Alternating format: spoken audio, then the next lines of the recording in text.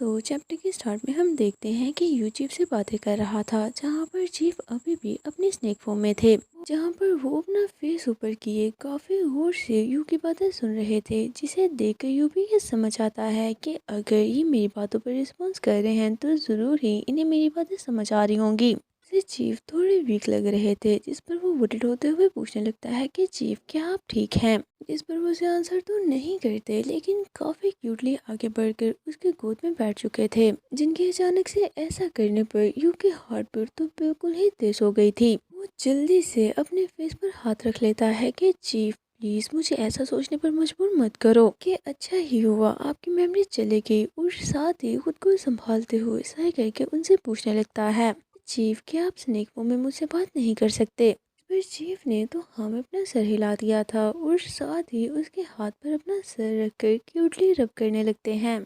ओह, you के लिए ये चीज़ हार्ट अटैक से कम नहीं थी। वो तो पहले ही चीफ की क्यूटनेस देखकर मरा जा रहा था, लेकिन अब चीफ के और भी ज़्यादा क्यूटली एक्ट करने से वो तो मन ही मन चिल्लाने लगता है। फिर सारा दिन काम पर भी उसका बिल्कुल मन नहीं लगता, क्योंकि उसे चीफ की काफ़ी फिक्र हो रही थी कि वो आज ठीक नहीं लग रहे थे। क्या सच में मुझे उन्हें वेट हॉस्पिटल ले जाना चाहिए? लेकिन वो इस बात पर श्योर भी नहीं था कि क्या सच में चीफ को वहाँ ले जाने से उनकी हेल्थ बेटर हो सकती है। लेकिन जब वो घर वापस आया तब भी चीफ उसके सामने नहीं थे, जिस चीज पर वो थोड़ा सैड हो गया था। चीफ अभी भी उसी बीमार हालत में ब्लैंकेट में छुप कर लेटे थे। इस पर वो उनके पास जाकर बैठ गया था कि चीफ मैं वापस आ गया हूँ, और सोचने लगा था क्योंकि ये बीमार है इसीलिए ये अभी तक छुपे हुए हैं। मुझे सच में इनके लिए बुरा फील हो रहा है। यू की वॉइस सुनकर चीफ अपना फेस ब्लैंकेट से बाहर निकाल लेते हैं और क्रोल करते हुए उसकी गोद में आ गए थे। उसे बताना चाह रहे थे कि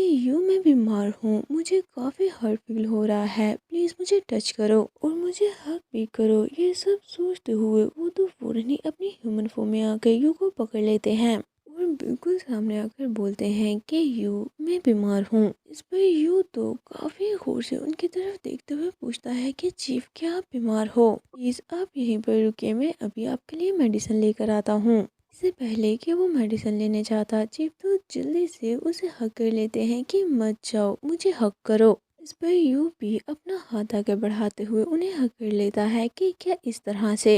इस पर चीफ तो यस बोलकर उसके ऊपर ही गिर गए थे, जैसे कि वो इस टाइम अनकॉन्शियस हो चुके हों। इस पर यू तो काफ़ी प्यार से उन्हें पेट करता है कि चलें थोड़ी देर तक ऐसे ही रहते हैं, और ऐसे ही वो दोनों एक दूसरे को हक किए सो चुके थे। जब यू की नींद खुलती है तो वो ये देखकर काफ़ी हैरान हो गया था कि क्या सच में मैं ऐसे ही सो गया।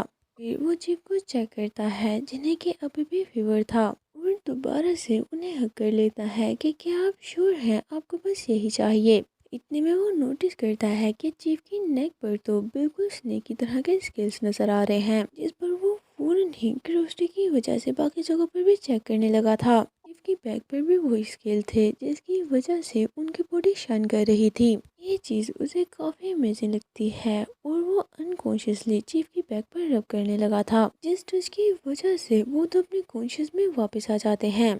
फौरन ही यू का हाथ पकड़कर उसे बेड पर पुश करते हुए ऊपर बैठ गए थे, जिसमें यू तो बिल्कुल भी समझ नहीं पाता कि अभी अभी यहाँ पर क्या हुआ। वो कंफ्यूजिंगली उन्हें बुलाने लगता है कि चीफ आप ये क्या कर रहे हैं। उसी तरफ चीफ ने तो उसे आंसर करने की बजाय अपने सर पर हाथ रख लिया था। इसे देख कर यू काफी ज्यादा वरीड होते हुए पूछने लगता है कि चीफ क्या आप ठीक हैं? आपको क्या हो रहा है? इतने में चीफ तो दर्द में कराहते हुए उस पर अपना सर रख देते हैं, इस पर यूं तो उन्हें संभालने लगा था, लेकिन अचानक से पता नहीं चीफ को क्या होता है कि वो फौरन उड़ के उसकी शर्ट फाड़ देते हैं, और साथ ही उसे बाइट भी करने लगे थे। पर यूं तो फौरन ही उन्हें खुद से दूर पुश करते हुए मना करने लगता है कि ये हर्ट कर रहा है, आप ऐसा क्यों कर रहे हो। लेकिन वो भी चीफ है, उन्होंने यू की सुननी कहाँ थी। जिस हाथ से यू उन्हें पुश कर रहा था वो उसे पकड़कर ऊपर पिन कर देते हैं। उन्हें काफी गौर से यू को पकड़ रखा था कि यू तो खुद को छुड़ा भी नहीं पाता, और वो बोलने लगता है कि चीफ क्या आप मेरी बात सुन भी रहे हैं? कुछ बोल क्यों नहीं रहे, कुछ तो बोले। इतने में चीफ उसे अंडरस करने लगते हैं, जिसे देख कर वो तो काफी ज्यादा घबरा गया था कि नहीं प्लीज रुकिए, अचानक से आपको क्या हो गया है? मैं ऐसा नहीं करना चाहता, प्लीज बस ये मत करें, प्लीज रुक जाएं।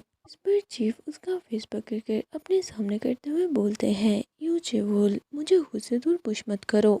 ये बोलते हुए उनकी आंखें चमकने लगी थी, जिसे देख कर यू तो थोड़ा शांत हो जाता है। साथ ही उसे कुछ हुआ जिसकी वजह से उसे ब्लड नजर आने लगा था और वो रेजिस्ट करना बंद कर देता है, जैसे कि वो इस चीज से हिप्नोटाइज हो चुका हो। चीफ तो फौरन ही आगे बढ़कर उसे पैशनेटली किस करने लग जाते हैं। दूसरी तरफ यू को तो समझ ही नहीं आ रही थी कि अचानक से उसे क्या हो गया है। वो उन्हें रेजिस्ट नहीं कर पाता, या शायद वो रेजिस्ट करना ही नहीं चाहता था, क्योंकि उसे ये चीज़ अच्छी लगी और सोचने लगता है कि जिस मैन को मैं लाइक करता हूँ, आखिर में उसे खुद से दूर पुश क्यों कर रहा हूँ।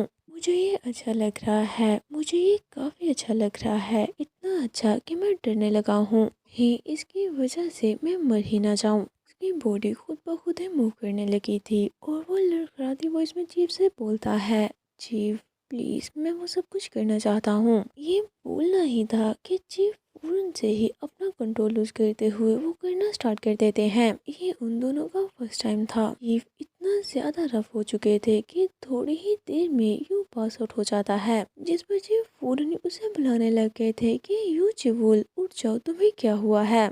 उसी तरफ यू तो खुद को ड्रीम में एक बहुत ही बड़े घर में पाता है, जो घर उसने आज से पहले कभी नहीं देखा था। इस पर वो तो समझ ही नहीं पाता कि मैं इस टाइम कहाँ पर हूँ, और क्यूरियोसिटी के मारे उस घर को चेक करने लग गया था। इतने में कुछ मोमेंट की वजह से उसकी आईज ओपन हो गई थी, जिस पर वो तो बिल्कुल ही कंफ्यूज हो जाता है।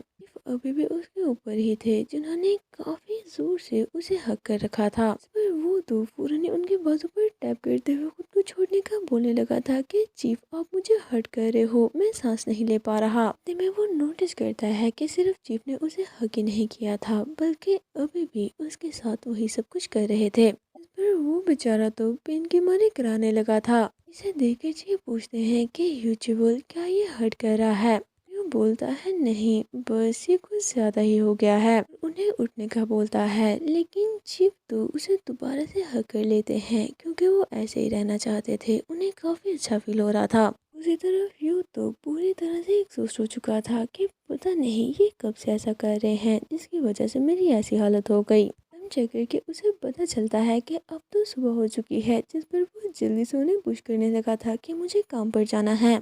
पर चीफ उसे जाने से मना करने लगते हैं कि मत जाओ, मुझे ऐसे ही अच्छा लग रहा है। चीफ के एक बार फिर से वैसे ही पोजेसिवली एक्ट करने पर यू की हार्ट बीट काफी ज्यादा फास्ट हो जाती है।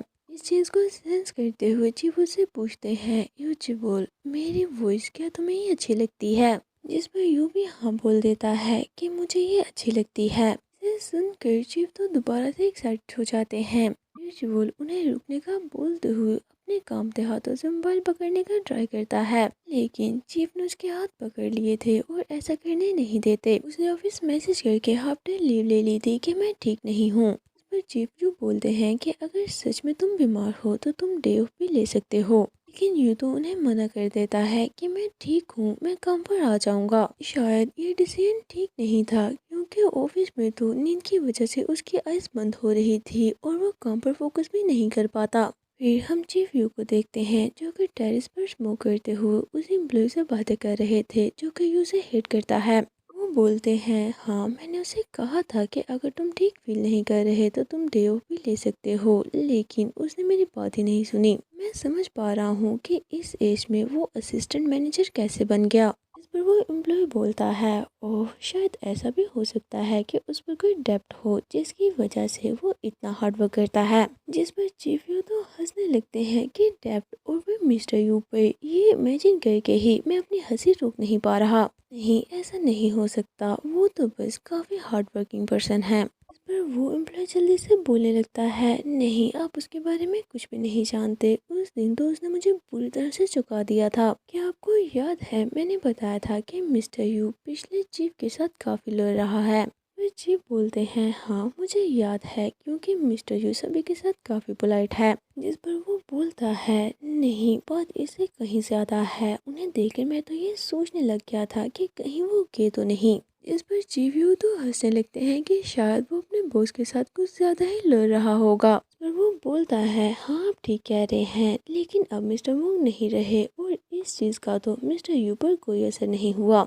वो बस अपने काम से काम रखता है, जबकि दूसरी तरफ टीम के सभी मेंबर्स इस चीज़ से स्ट्रगल कर रहे हैं। जिस पर चीफ वोंग बोलते हैं, ओह ये बात तो थोड़ी अजीब है। दूसरी तरफ वो पर्सन तो बस यहीं पर नहीं रुकता, बल्कि यू के बारे में और भी बहुत सी ऐसी बातें करता है।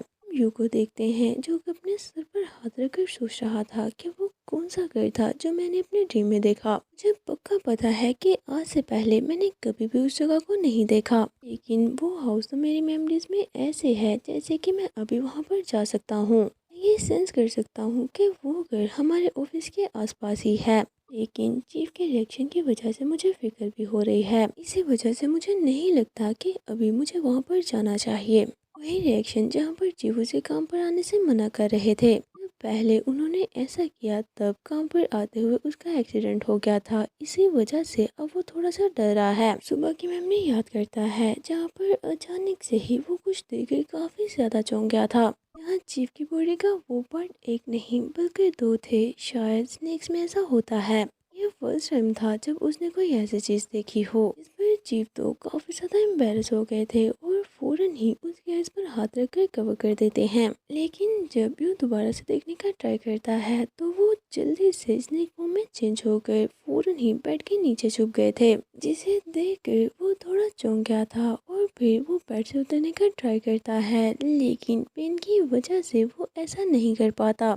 पर वो वहीं कॉर्नर पर बैठा उन्हें बुलाने लगता है कि चीफ क्या आप जानते हैं ये वो चीज़। ये बोलते हुए वो वहीं पर चुप कर गया था कि मैं उन्हें देखकर ये बात बताना चाहता हूँ, लेकिन अगर मैं इस टाइम नीचे झुका तो मुझे नहीं लगता कि मैं दोबारा से खड़ा हो पाऊंगा। और बोलता है कि चलें ठीक है, फिर रात को वापस आकर बात करते हैं, मैं जल्दी वापस आ जाऊंगा। ये बोलकर वो वहाँ से चला गया था। जिस चीज़ को सुनकर चीफ तो काफ़ी ज़्यादा हैरान हो गए थे। उनकी स्किन उतरने लगी थी और वो काफ़ी ज़्यादा घबरा चुके थे कि ये मुश्किल है। उसने मुझे बोला भी था कि उसे हर्ट हो रहा है, लेकिन फिर भी मैंने उसे फोर्स किया। वो मुझे खुद से दूर पुश कर रहा था, लेकिन मुझे तो बस अपने डिज़ायर्स की पड़ी थी और उसके मुझे पुश करने से गुस्सा भी आ रहा था। क्या होगा अगर वो मेरे साथ नाइस बनना बंद कर दे तो?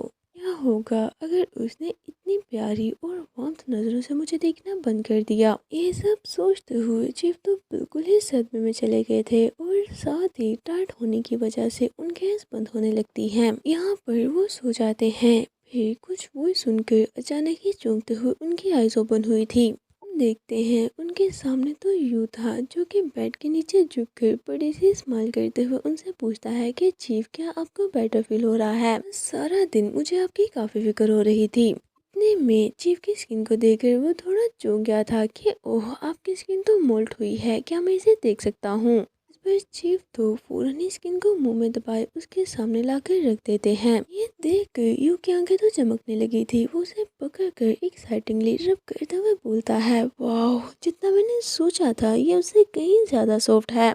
सच में बहुत कूल है। ओह थोड़ी सी रह गई है, चले मैं इसे पकड़ता हूँ, आप इसे रिमूव कर दो। इसका ऐसा बिहेवियर देखकर चीफ तो सोचने लगते हैं कि क्या इसे मुझ पर गुस्सा नहीं है, प्लीज मुझे माफ कर दो। दूसरी तरफ यू तो स्किन को अपने हाथ में पकड़े एक्साइटिंगली सोच रहा था कि ये कितना नीटली निकली है, मैं उसे अच्छे तरीके से सेव करके रखूंगा। और बोलता है, हे चीफ वैसे मैंने इस चीज़ पर रिसर्च की है, देखा जाए तो सभी स्नेक्स के पास दो जेनिटल होते हैं, तो ये नॉर्मल है। मैंने पहली बार ये देखा तो मैं सरप्राइज हो गया था, लेकिन ये इतनी भी बड़ी बात नहीं है, तो इस वजह से आप खुद को परेशान मत करो। लेकिन दूसरी तरफ चीफ तो अभी भी उससे सॉरी ही बोलना चाह रहे थे। यूँ बोलता है, आपकी स्किन मोल्ड हुई है जिस वजह से आप शाइन कर रहे हो और हेल्थी भी लग रहे हो। ये देखकर सच में मुझे काफ़ी खुशी हुई। चीफ से बातें करने के बाद जब क्लोथ चेंज करने के लिए वो वहाँ से उठा, अचानक से उसे इतनी ज़्यादा पेन हुई कि वो ठीक से खड़ा भी नहीं हो पा रहा था, जिसकी वजह से उसे बेड का सहारा लेना पड़ा कि अभी तक कल रात की एक्सरसाइज की वजह से उसकी बॉडी रिकवर नहीं हुई थी। क्लोथ चेंज करते ही वो तो बेड पर गिर चुका था। इतने में चीफ स्नेक फॉर्म में उसके पास आकर अपने फेस के साथ उसकी आंख पर टैप करते हुए उसे बुलाते हैं। पर वो हल्की सी आइज ओपन करके बोलता है, चीफ मुझे आपको कुछ बताना है, लेकिन अभी मुझे काफी नींद आ रही है, तो चलो कल बात करते हैं। नाइट बोलकर आइज बंद करते ही वो सो गया था, जिस पर चीफ अपनी ह्यूमन फॉर्म में चेंज होकर काफी ज्यादा सैडली उसे सोता हुआ देखने लगे थे।